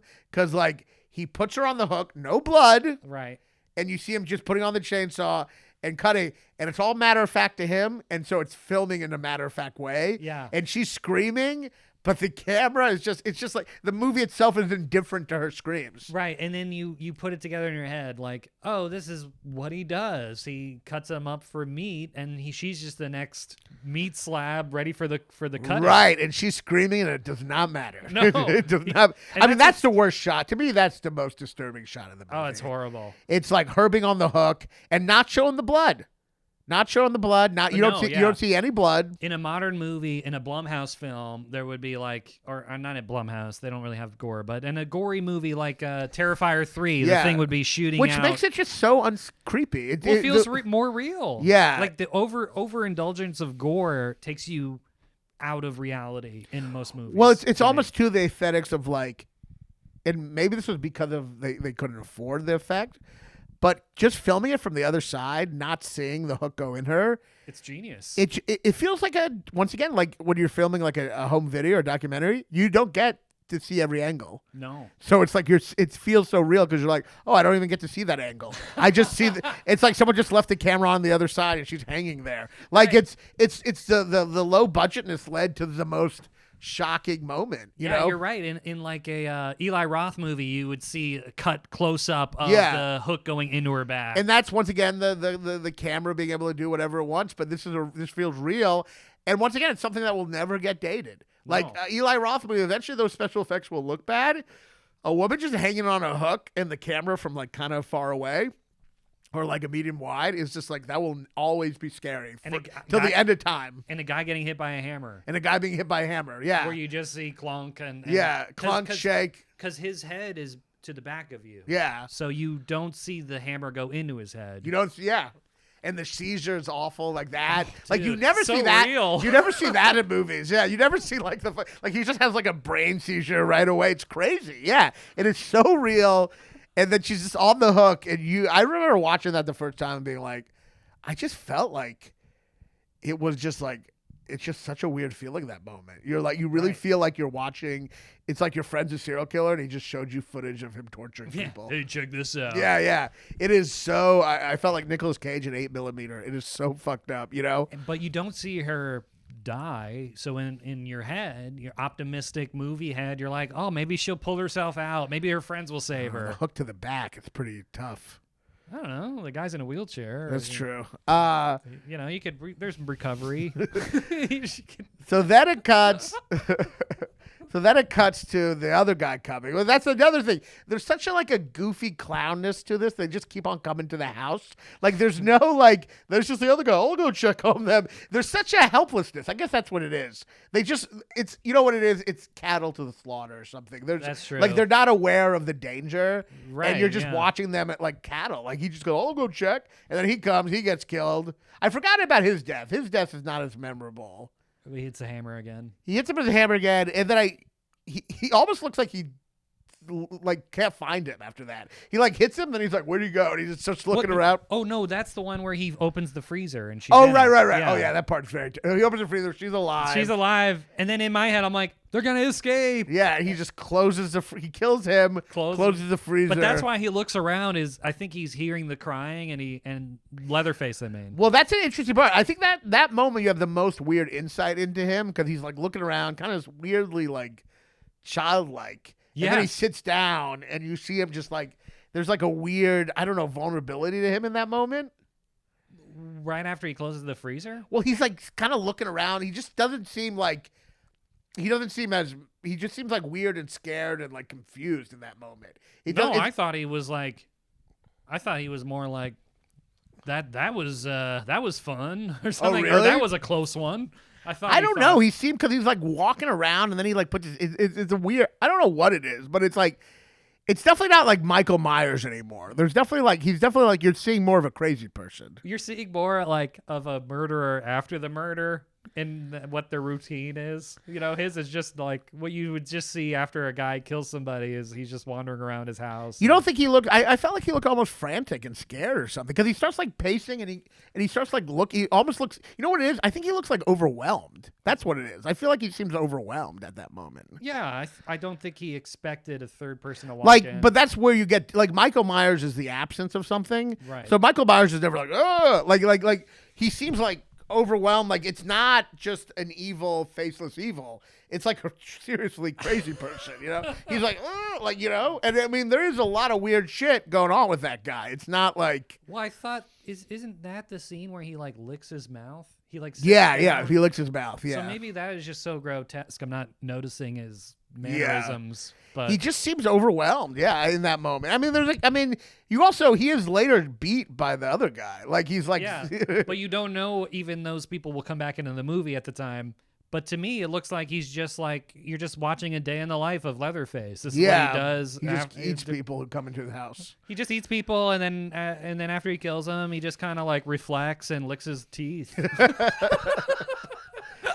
So then, There was no VHS back then. He's just sitting around licking his teeth. Yeah, no, it's These people do not have phones to look at. No, they need them. So then you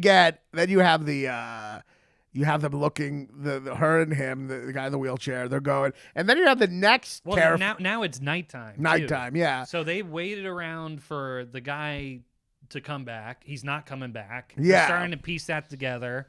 Franklin wants to go in the woods, and she's what we're all thinking is, how are you going to do that, buddy? She's so mad at him, and we're there's so no mad at him. pavement. Yeah, right. I mean, I believe Tobe Hooper wants us to feel a little complicit. They want us to be I hope Leatherface kills this guy. I really do believe that, and I do believe you're relieved when he gets killed. Well, also, it's such a shot of hopelessness summed up. A guy is wheelchair bound in the woods. Yeah. There's twigs, there's trees, there's grass. The last place you want to be in a wheelchair. Right. It's night, so you can't see. Yeah, he's There's no fucked. cell phone. He's fucked. Yeah, exactly. She should have just like killed him right there. She's the two of them should have left. Yeah. They should have got in the van, but I guess it's implied that they're low on gas. Oh, I don't think they have the keys either. Remember? Oh, right. Yeah, they can't escape. There's Oh no my God. there's no escape. There's no agency. You're just watching flies stuck in a web. That's all. And I do think that's what makes a horror movie is helplessness. I really do believe that. Yeah. The great horror scenes are just pure helplessness, you know? It reminds me, do you ever see that Nicolas Cage movie called Butcher where he shoots bison? No. He's just shooting them and they're just dying and they're not moving or running No, away. I never saw that. It's horrible. But that's what this movie reminds me of. Yeah, no, it's Instead of bison, it's people. Though. Yeah, no, for sure. And it's and then he gets killed. Then you have another terrifying, just him chasing her with a chainsaw. Right. And no score. Just 3 minutes of him chasing her Well, with you're a skipping chainsaw. over the Franklin death. Oh, right. Well, That's the longest kill in the movie, I think. Right, which you don't really see. You just see him like bring in the chainsaw. There's no gore, nothing. There's I think a little bit splashes on him. I saw. Is there? In Okay. the 4K, you see like. But it's lines. extremely bloodless, a movie. I mean, That's what yeah. Yeah, that's got to be. Which makes sense in the logic of the movie. Hammer, hook. Right. Yeah. But I mean, like, for a movie where someone's putting a chainsaw to someone's stomach, like, it's the least amount of blood where that's ever happened. You know what I mean? Like, usually with a chainsaw, there's going to be a lot of blood. There's, like, no blood. Right. There would be splatter. Yeah. There's, like, barely any of it. Yeah. Which is, again, to what I said at the beginning, the only chainsaw kill. You're the only chainsaw kill. Isn't Yeah. that mind-blowing? And it's the guy you wouldn't expect it to happen to. Yeah, you're right. Well, yeah, you're right. I mean, he chases her with the chainsaw quite a bit. But yeah, it's the only chainsaw kill. On the rewatch, though. Oh no, but he cuts off. No. He mutilates the body with the chainsaw. The first guy. Yeah, but then that's dead already. Yeah, you're right. You're right. Or unless maybe he was still alive. I don't. I'd say it's enough chainsaw usage to be in the title. I don't know. Well, he carries it around the whole time. Yeah, he carries it around the whole time. Kind of. What I wanted to say is, on the rewatch, I've noticed the first time when I watched it, I'm like, why is he walking so slow? Why isn't he catching up to this woman? I've seen him sprint in the movie. Right. And then you realize he's herding her toward the gas station. Oh, yeah, you're right. Yeah. He's like purposely like almost. It's like a dance. Yeah. Almost like a dance, and almost like when your dog gets out and you're trying to chase your dog to your dad or back into the fence, yeah. Totally right. He's herding her toward the other guy's house, and that's why once she's in, he disappears. You're right. Mission You're right. She won't. accomplished. Yeah, you're right. No, totally. That's totally true. And then you see the grandpa too. Oh, dude, that's the scariest part. Was the grandpa then the mother or the grandmother? Yeah. No, when you find out the grandpa's alive. Oh yeah. Well, that comes a little later. Oh, okay. But yeah. Sorry. So, and this is also the inescapability of the movie. There is no escape in this movie, and I think that's probably the theme. There is no escape Right. because she goes into that guy's arms, and he is like the orchestrator of all of it. It's literally like trying to escape from something, but you're like so trapped deep in it. There is no like. It's like it is just a giant web, and Right. if you get out of your little place, you're just in another part of the web. And that scene is like brilliant because you slowly, as an audience, realize this guy is no good. Yeah. But it's like very slow because Very slow. she runs in and she's screaming and he's like, wait, what's happening? And you're like, okay, that's reasonable. But then when she sits down and she's explaining, we got to leave, we got to call the police, and he does nothing. Then you're like, It's like okay. slowly dawn, but it doesn't. You don't want it to dawn on you. It like You're dawns on the audience the same way it dawns on her. Yeah. in almost a way. And then It when totally. when he comes in with the sack and the rope, that's when everyone is like, oh wait, It's just like, what the oh fuck? no. And this is where you're like, now this is, I think, gets into the part of the movie where you're like, I did debate turning it off because this is the part. The movie's Ugh. been pretty exciting up to this point, but now you're getting into a place where you're like, are we about to watch torture? Right? Because that's the one True, thing. Yeah. And Sexual it starts violence. Yeah, and it starts to get really sadistic because he brings her to the car and he's just like hitting her with the broom and laughing. Well, like I was thinking this, but this is one of my favorite scenes in the movie just because it's so unnecessary. Like in a normal movie, he would put her in the car, and then the next cut would be him. Oh, driving him up to her turning off the house. light? No, just well, there's him turning off the light, and then he mentions electricity bills. Yeah.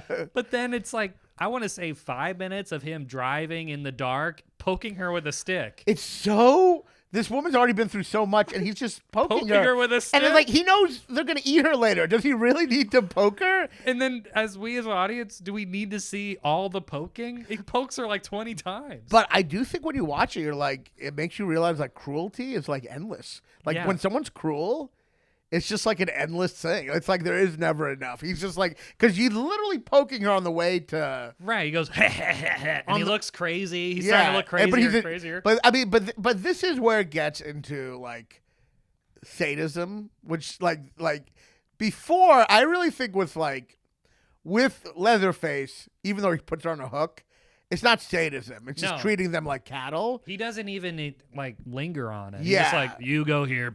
So it's like kind of different levels of human violence. You have the human violence of indifference, of just whatever. You're just, I'm just going to, and then you have, and that's more animal violence in a way. And then you have human sadism where he's hitting her and laughing. And what's funny too is later when they're at the dinner, he goes, I never like killing. Which is so weird. But then you're like, is he full of crap? Because we just saw him poke her with a stick and enjoy it. So. I think he just relegates it to the other people. I don't know. It's very bizarre. It's very bizarre, but it's also very detailed and 3-dimensional. I know. So then she wakes up. Her hands are on dead he's hands. like, hey, I have standards. All right, I can poke you with a stick, but that's as far as it goes. And then she wakes up, and her hands are on these dead hands, which are, I think that part is so, like, also just, like, it's all meat. Her hands, the dead hands, it's all the same shit. And then there's meat in front of her. Meat in front of her. It's all mixed together. That's what I think this movie gets. And I think Midsommar also touches on this. We have created a boundary between our flesh and other flesh. Okay. And it's a made-up boundary, a made-up demarcation. Of course. And this movie mixes it all together. So, yeah, she's on someone else's hands eating meat that was human beings. And it's all just mixed together. And while this is all happening, we get the family dynamic. And it turns into like a sitcom. Yeah, it's like a family. And Leatherface is like the mom. And it's very bizarre. And he wears a new face. So he's like trying on different identities. You know? That's a good point. Yeah. Yeah, it's very bizarre. Like, yeah, and it is. There is no need for him to change his face in the context of the movie. Like, the movie would be as scary if he wore the same leather face. Right. But he's changing it, and then he wears makeup well, over it's the like, leather. It's the excessiveness. It's just like the movie just gets more and more disturbing. It's like, it's almost like, and this is like the infinite level of disturbingness of the movie. It's almost like the movie's like, other movies would be like, all right, we've disturbed them enough. This movie wants you to feel like there's no end. You're right. Now you thought Leatherface was bad. Now see him in a wig. Yeah, exactly. It's and like it is scarier. Yeah, no, him in a wig is more scary. Because you're like the idea of thinking just seeing a guy with someone else's face on his face, putting someone on a hook, thinking that's just the warm-up act. Yeah, it's right. And then he's like, but then it's also like he's putting on these different, like, before he's like the guy that like the hunter, like making food. Now he's the mother cooking food. He's like putting on these different roles. It's it's man, that's pretty deep. And it's just so bizarre. And one of the most disturbing parts is when she basically offers to blow them to get out of it, and they don't give a shit. Well, you're skipping the most disturbing part when they're like, we got to get Grandpa. Oh, did that happen? Oh, did they got Grandpa first? All right. Yeah. Yeah, they get Grandpa, who you assume is dead. Right, because the other one is extremely dead. Yeah. Where his wife, I guess. He somehow decomposed without dying. Right. He like decomposed first, and like somehow the decomposition started before the death. Yeah, it's like Benjamin Button. Yeah, because he's just decomposed but still alive. Right. And they cut her finger, and he licks the blood and it wakes him up. Yeah, and then he starts dancing. Yeah, he starts. He goes like this. He's like, woo-wee, that's some good stuff. And you're watching, like, going like, am I just like? There's an endlessness to it. It's like it just gets more and more insane. Which is what insanity is in a way, just like this infinite level of thing that it's just like more and more crazy. And the brilliance of it is after he eats her blood and gets rejuvenated, they wheel him to the head of the table. And then they're just sitting there like kind of laughing and making faces, and she's screaming, and it goes on for an eternity. And and it's just so scary, but nothing is happening. That's a very interesting part. That part because it cuts to her eyeballs. Yes, and you see zooms her. in on 'em. Yeah, you see her just witnessing all this insanity, and you just realize she's never gonna escape. Like she's seeing all this, Right. and she is so fucked. And they set it up brilliantly. No one else has escaped. Yeah, and this is where the movie explores that theme. What is escape, right? You at this point are convinced she's gonna die, right? Yeah. You are convinced, and then it almost perverts the movie has given you zero hope. Yeah. Throughout. and it almost perverts the notion of escape because she does escape, but not really. Not really. No. Yeah, so that's the thing. It's like She added the frying pan into the fire. even her escape is just purely physical. Yes. Not like mental. She is insane at the end. But what's interesting is so they bring the guy. That's a great point. I didn't even Yeah, put that together. I mean they bring the guy and they're trying to hammer her, right? And I remember watching this the first time, and my hand was on the remote. I was like, I think I have to turn this off because it was the cruelty and also the fun they were having. Like you hit her. Like it was like they were having fun. Grandpa did it the best. Yeah. Get him in. And it's just you're just like I can't. And Grandpa's watch like, this. okay. And like I think It's like a sweet family Yeah. moment in this psycho world. I think they timed it out so perfectly. They knew exactly. If it went a second longer, I would have turned it off. If it went A second longer of yeah, the corpse dropping the hammer but into the bucket. yeah, into the bucket. But It's bad enough to drop a hammer, but then he falls into a bucket, which they're trying to kill her. It's Talk just, about the worst way to go. it is so horrible Over and a so bucket with a hammer. It's so sadistic. But they timed it out perfectly. I had my finger on the remote, and then they have one of the most incredible, even though it's a false redemption, one of the most beautiful shots ever where she breaks through the glass and it's daylight. It's just an incredible moment. And the second time she went through a plate glass window. Oh, really? The Jesus. first time was in the attic. Oh, right. And then in a normal movie, she would hobble to safety out of the attic. Right. In this movie, Leatherface catches up to her immediately. Yeah. like it's just a pointless I scene know. almost. But that part where she breaks into the daylight, there is a sense of relief. It's the only moment of relief in the movie. Mm-hmm. There is this beautiful moment of relief when she breaks out into the daylight. Just the fact that you're like, oh, this has been going on all night long.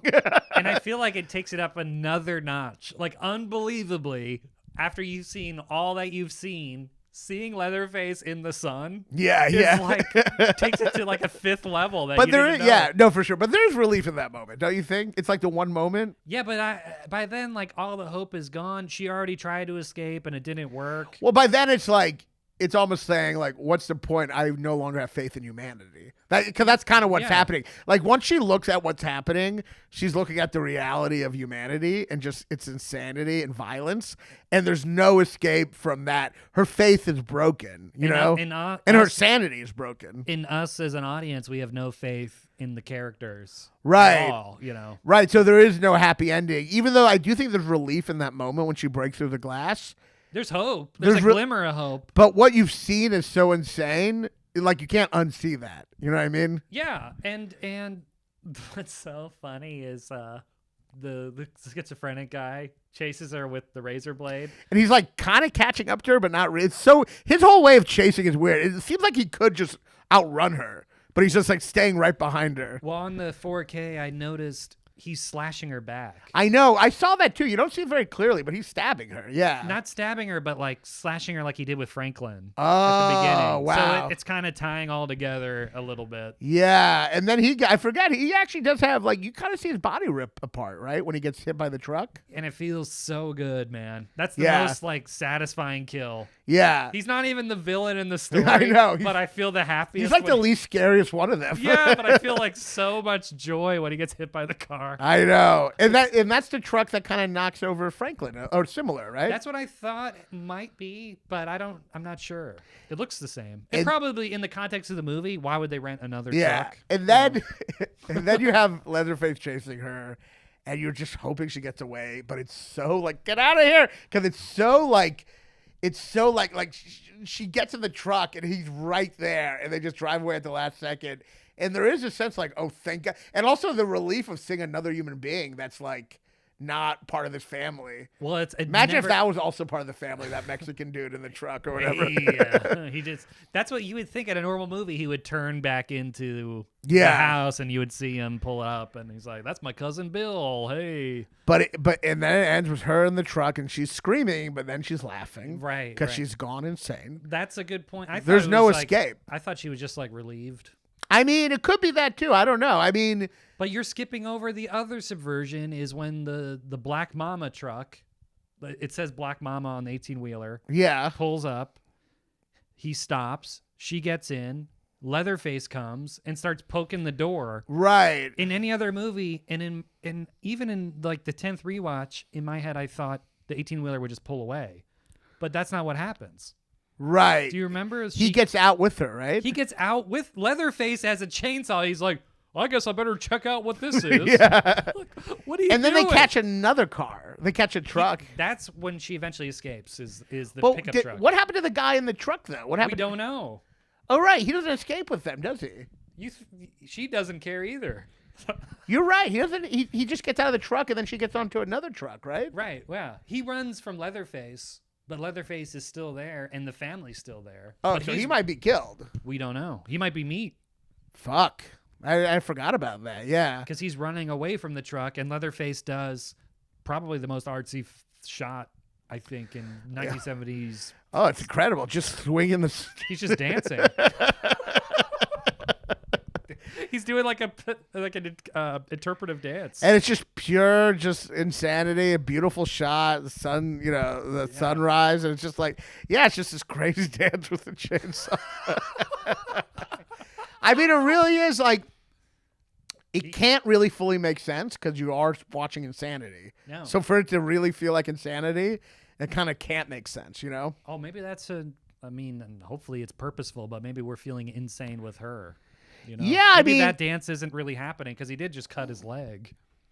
No, I mean, I think it's happening. I just think it's like, I think it's happening. I just think it's like another crazy thing. Like, it's just like, I mean, it's also like, I don't know. You can interpret it in many ways. I mean, it's a movie. It's insanity of the movie.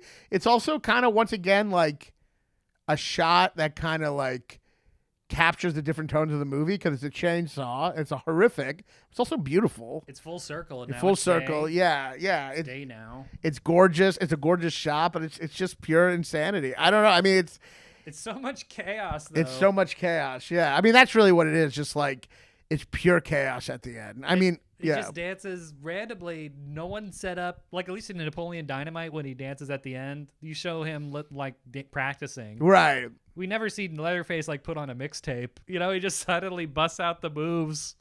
It's so weird. I know. It is. It's hard to I wonder. Yeah. I mean, it's also goes back to the fact that like they're evil, but they're also like, some of them are evil, but they're also insane. Like that guy's just also very much crazy. I mean, Leatherface. Leatherface. Yeah. So it's like he wants to kill her, but he's also happy dancing when she leaves. He's just content which is in like life. pure insanity, right? He's like, I'll kill her. Oh, she's gone. I'll just dance. It's insanity. You're watching insanity. That's a great observation. And that's like, it's truly crazy people. I mean, that's the thing. They are just like, I mean, they're evil, but they're also insane. Like, oh, clearly, yeah. I mean, the older guy, I would argue, is the craziest out of all of them. Just the way he's looking and laughing, and he beats Leatherface like without any kind of fear of retribution. I know. That's the other thing. I'm like, man, imagine like being that guy, and not being afraid of Leatherface. Right.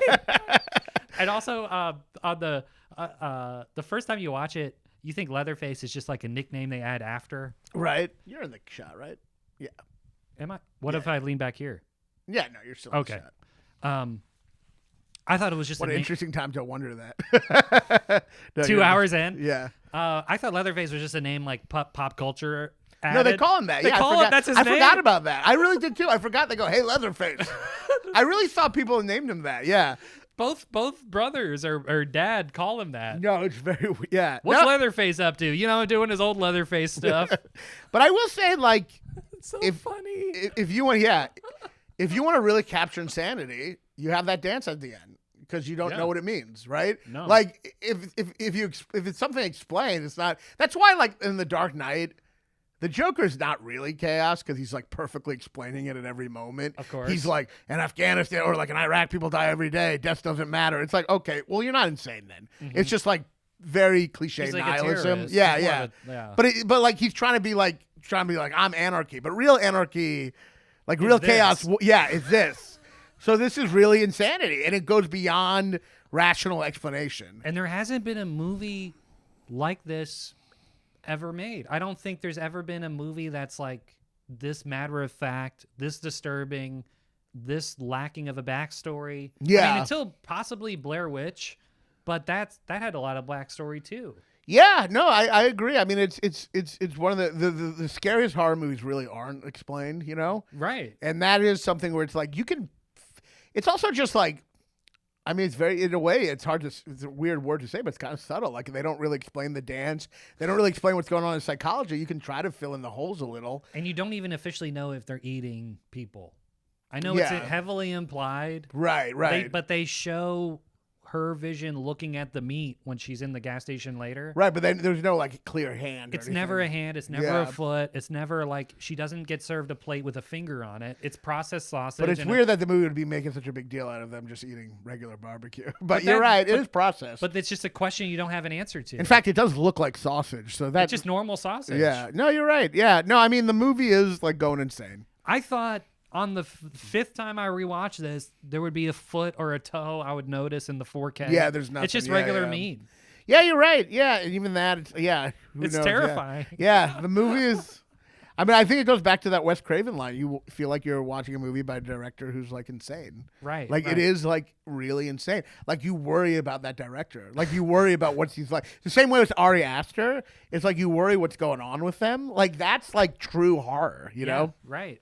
Even Scorsese, I feel like it feels a little crazy. Like I think this guy really beat his wife. Yeah. You ever get that? Like, do you even know what I'm saying? Like Raging Bull or something? Or? Like Raging Bull, like it's all like it's a little chaos, and but it still feels more sane than this. Oh, of course. I'm saying like every movie feels like a reflection of the director himself. Yeah. And this feels like a reflection of a completely insane serial killer who actually killed people with a hammer. Yeah. Do you know what I mean? Like Halloween feels like just like a fun movie like John Carpenter made with a big budget, and you know. Well, it wasn't a very big budget, but I guess compared to this, yeah. I like her like this big Hollywood movie that compared cost to this $300,000. That movie was like made for $300,000. But yeah, I know. That still was a lot of money. Yeah, this movie was In made 80s. for like 70,000 or no. What was this movie made for? It was like I think it was 50,000 or something. Yeah, I mean like they actually it's definitely way more low budget than Halloween. You know? There's 2 settings, or I guess 3 if you count the gas station. Yeah, I mean it's so low budget they had to actually get real bones because that was cheaper than plastic skeletons. It was so low budget it actually kind of had to be a bit of a snuff film. Right. It's like literally they're like, well, we can't afford it. Let's just really kill a person. And honestly, it's not that far off. Famously, when he cuts her, that's a real cut. They couldn't get it right, so he just cut her for real. Oh, I didn't know that. Yeah, I know. In the And I know he really beat her with a stick too. yeah, no, I mean it's like they couldn't afford shit, so they just did it for real. It is just There's like no stunt people. yeah, that's real sweat, real grossness, frustration. Like they're really annoyed by him in the wheelchair. Like you are watching. It's almost like Tobe Hooper was like, I want to get as close as a snuff film while still not going to jail. Yeah. And this is what he made. But I do see a lot of reflections of Psycho in this movie. Oh, for sure. Like both were based on Ed Gein. Yeah. And then both kind of like matter-of-fact killing, crazy person. But this takes it to such a far level. Right. But you're right. They both go into this idea that when a man goes crazy, it's kind of like endless, the insanity he's doing. Right. There's like no end to it. It's just like, he'll just do crazier and crazier things. Kind of like Dahmer, how he just did crazier and crazier things. It's really like the endless insanity of someone. Like he'll wear one face and he'll wear a different face. And it's like it just gets crazier and crazier. But also in Psycho, it's like the big hubbub is that the main character who you think is the main character dies. That kind of happens here, right? Like you'd think. No, there's no real main character. But I mean, the final girl isn't like. What's interesting is that final girl is not emphasized in the movie as like the main character. True. That's another interesting real documentary feel. Yes. She's only the main character because everyone else died off. Exactly. But they don't the movie doesn't start the way X kind of very much focuses on her of course. but this doesn't focus on her. This focuses on just the whole group. I would She's argue just it's more the driver of the van is more focused. And and Franklin. But yeah, she's not that much in it, No. Until yeah. And then also in Psycho, the scary part is when he finds his mom. Yeah. And she's a corpse. And they have a similar, So that's similar, and I guess Toby Hooper kind of took that framework and. But I mean, he's pretty it. much healthy compared to the people in this movie. It's just he left his mom's corpse and then dresses up as her. It's not that bad. Right. He's not wearing anyone's face. He's a great role model, really. But yeah, no, I mean, you're right. She is just the main character by way of survival. Right. Not by story structure. Which is another just real feel to it. She's the main character because everyone else got killed and she survived. And the way Psycho, which makes you feel like a real survivor. Exactly. It's earned. It's really earned. And in most movies, when they emphasize someone, this is why it's so great. In most movies, when they emphasize someone, you think that person's going to be safe. Yes.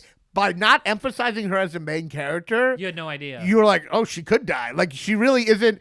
Because when you emphasize someone, there's a bit of they could die, but there's still a bit of a sense that they're going to make it to the end. You know what I mean? Like how Indiana Jones, you never expect him to die. Yeah. His plot armor. And a lot of horror movies where the main character, obviously Psycho flipped it, but yeah. There is a sense, and Jamie Lee Curtis is the main character. And she's focused on the entire movie. This woman is not she actually just gets more developed as everyone else dies and she's in the chair. Yeah. It's genius. Yeah. But I think we should wrap it up. This has been 4 hours. But I think so. No. I feel bad here. Well, you probably enjoy being away from your family, right? Well, I can't talk to my baby about Texas. This is great. Yeah. So I think the part where she offers to blow them and they're don't care. No, she goes, I'll do anything. Anything. Go, that's also so scary that she was willing to whore herself out. And we're like, to them, that's like a cow being like, I'll give you a hand job if you don't kill me. They don't care. They're like, no, you're just meat I'm going to eat. You have no power over the situation. And that's true insanity. That's true. Also, to be fair, they'd be like, well, we could just rape you anyway. I mean, yeah, that's what you think. But it's just such a scary moment to be like, I'll do anything. And they're like, we don't care. Especially Leatherface. He's already got a woman. He's It. wearing And you really feel like she's about to die. And to the point where in a horrible way. Yeah. To the point where that even though she doesn't die, it's like her spirit did die there. Of course. Yeah. She'll never be the same. She'll never be the same. And that's what it really gets down to. There is no escape in this movie. Right. There is no escape from the horribleness of humanity. And even though she breaks through the window, which does give relief, she's screaming and turning into laughing and being crazy. I mean, she's kind of as crazy as him at the end. She's laughing, he's dancing. Maybe it's an origin. It's like Michael Myers. Yeah. She's gonna be part of the family now. She's turn back. No, I mean, you really are watching insanity. I think it's probably the best depiction of real insanity. And oh man, I lost my train of thought, but.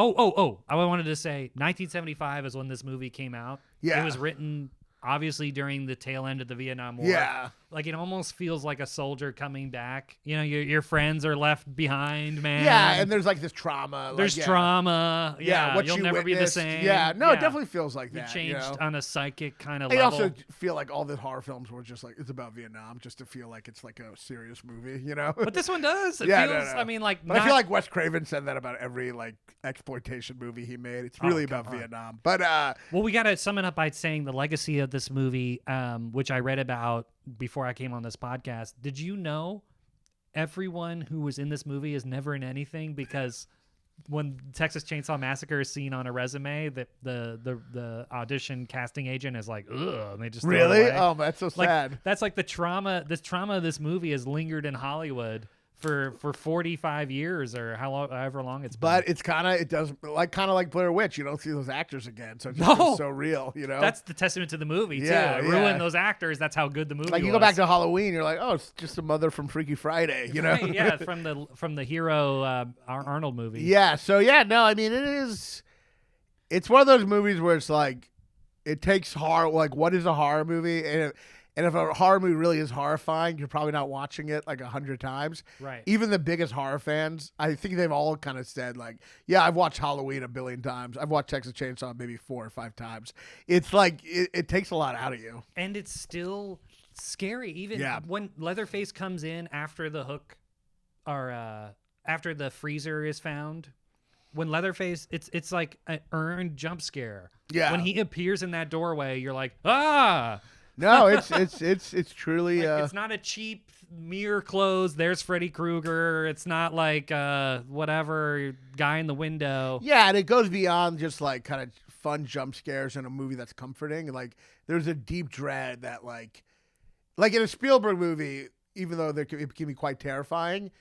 Once they're saved at the end, they're back to a comforting world. Absolutely, there is no comforting world here. No, you're in the back of the pickup truck. Yeah. and, like and you can't, you can't unsee what you saw, and so it's like, yeah. So there, I mean, that's what it gets down to. There is no escape, you know. And the poor Toby Hooper. Like, did you read about what happened to him after this movie?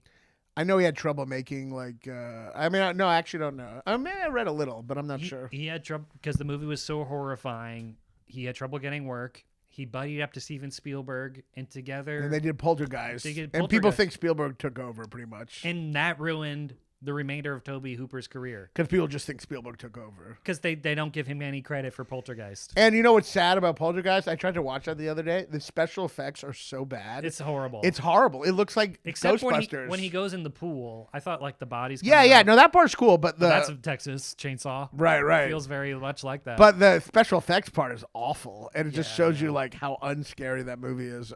Especially compared to this. But apparently Steven Spielberg just did a second unit shot. And a reporter was there to cover the production. And then they made it look like it was all him. Right. And then... So Tobe Hooper really did direct the movie. 1,000%. 1,000%. That's verified, It's been right? later... It's just like a bad rumor or like... Like Steven Spielberg kind of came out and denounced the story when it was way too late. Like the media already... All the popular culture absorbed that and took it as truth. Well, I mean, I think what probably helped found that too is that like the movie itself is like has a comforting family Spielberg feel to it. Yeah, right. It doesn't feel like this movie. Yeah, so it's like I think people were like, "Oh, that has to be Spielberg. He can't go on to make this too." You know what I mean? Yeah, and it's enough distance away where it's scarier than a Spielberg movie, so he could have plausible deniability, but it's not him. Like the only thing he filmed was like the front of the house. When Tobe Hooper was working on the tree in the back. Oh, interesting. Yeah, you could read about it. It's pretty great. All right, I'll read more about it. Yeah, I mean, he's definitely one. This movie was too good. And then after that, Tobe didn't do anything. I mean, he's made a lot of like low budget horror movies that some people like, but it's like mixed things. Like Life Force. Yeah, and then he's made a couple other ones. He his last movie was in 2013. It was in the United Arab Emirates. It was their first horror movie. Oh, really? And they quickly and of course like heavily gave him notes and edited down whatever he was making. Did he also do Creepshow? Was that him? Or no, that wasn't him. He did some episodes of Tales from the Crypt. Okay, but he's made a couple other movies, but they're just low budget. Creepshow is Romero. Right. Well, anyway, you got any plugs? Thanks for doing this. It's been a fun episode. We've been talking for like 4 hours. Yeah, I love horror. I love movies, so it was good. It was great. I haven't talked to another human being in weeks. But I have a special on Amazon Prime. It's called Central Nervousness. It dropped the day my child was born, so I haven't really even been able to check it out. Check it out. And my very YouTube, funny comic. I was telling him I'm gonna make my own videos with just myself. Check out his solo videos, you know. And check out me, punchup.live/Raanan/tickets. I'm all over the country, Louisville, Austin, LA. Wow. And Austin.